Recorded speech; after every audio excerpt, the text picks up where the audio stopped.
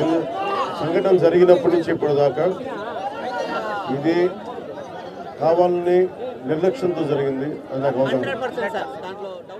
అది ఏంటంటే మీకు న్యాయం జరిగేలాగా ముందస్తుగా ఇలాంటి తప్పులు జరిగినప్పుడు ఎవరో ఒకరు బాధ్యత తీసుకోవాలి. దీని మీద ఒక హై లెవెల్ కమిటీ వేసి ఎవరు బాధ్యత వహించారు, ఎందుకు నిర్లక్ష్యం వహించారు.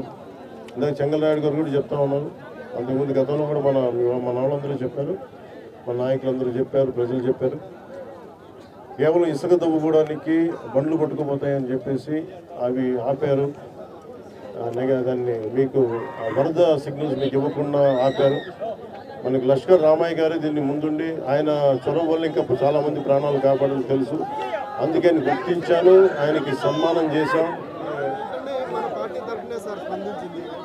అవును, నాకు అవగాహన.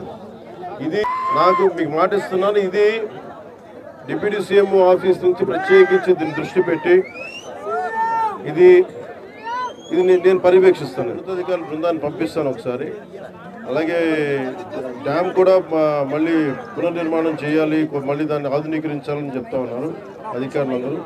సో దీని మీద కొంచెం నాకు సమయం ఇవ్వండి. మనం వచ్చి 65 రోజులు అవుతుంది అధికారంలోకి.